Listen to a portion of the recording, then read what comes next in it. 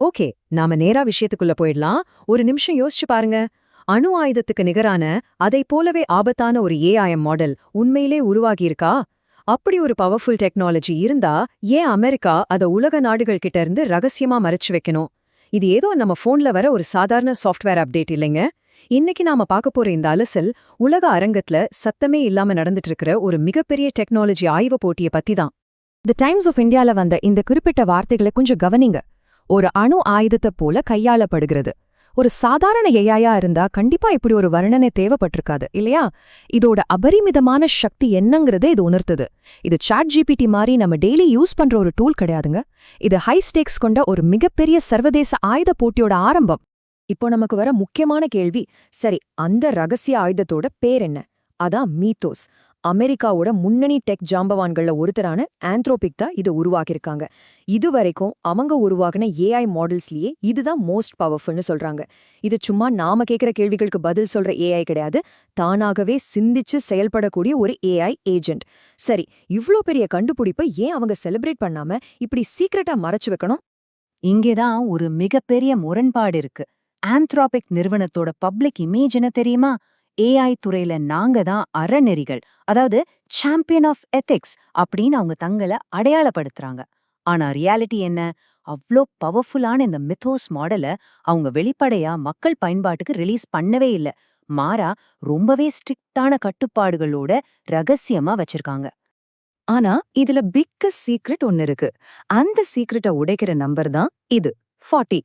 உலகத்துல இருக்கிற எத்தனையோ பல்லாயிரக்கணக்கான நிறுவனங்கள்ல இந்த சக்தி வாய்ந்த மித்தோஸ் ஏஐயை யூஸ் பண்ண ஆரம்ப கட்டமா எத்தனை பேருக்கு ஆக்சஸ் கொடுத்திருக்காங்க தெரியுமா? வெறும் 40 நிறுவனங்களுக்கு மட்டும்தான். ஆமாங்க, ஒன்லி 40. அந்த 40 நிறுவனங்கள் யாருன்னு பார்த்தா அங்கதான் நமக்கு ஒரு பெரிய அதிர்ச்சி காத்திருக்கு. அதுல 39 நிறுவனங்கள் அமெரிக்காவைச் சேர்ந்தவை. பேலன்ஸ் இருக்கிற ஒரே ஒரு நிறுவனம் பிரிட்டிஷ் நாட்டை சேர்ந்த ஏஐ செக்யூரிட்டி இன்ஸ்டிடியூட். உலகத்துல எத்தனையோ வளர்ந்த நாடுகள், டெக்னாலஜி வல்லரசுகள் இருக்கும்போது ஏன் ஒரு பிரிட்டிஷ் குரூப் மட்டும் ஆக்சஸ் பெற்றதேன்? மத்த நாடுகளுக்கு ஏன் அனுமதி மறுக்கப்படுது? இந்த மிகப்பெரிய ஜியோபாலிட்டிக்கல் ஏற்றத்தாழ்வு பல சந்தேகங்களை எழுப்புது.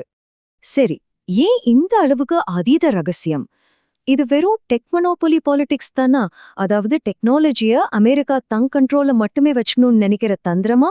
இல்ல அதையும் தாண்டி இது ஒரு மிகப்பெரிய சைபர் செக்யூரிட்டி புரட்சி? இந்த மீத்தோஸ் ஏஐ கிட்ட இருக்கிற ஒரு விசித்திரமான, அதே சமயம் ரொம்ப ஆபத்தான திறன் தான் இந்த ரகசியத்துக்கு முழு காரணம்.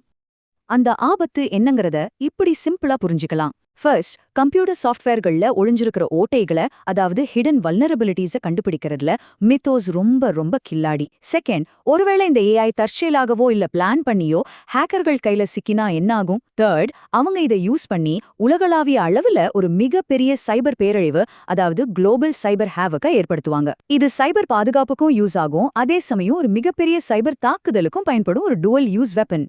இந்த இடத்துல நாம ஒரு முக்கியமான கேள்விய நமக்குள்ளேயே கேட்டுக்கணும். இந்த ஏஐ உலக சமநிலைய மாற்றுமா? கண்டிப்பா. அப்போ இந்தியா இன்னும் எவ்வளவு காலத்துக்கு இந்த மாதிரி கட்டிங் எட்ஜ் டெக்னாலஜிக்காக அமெரிக்கா போன்ற வெளிநாடுகளை நம்பி இருக்க போகுது?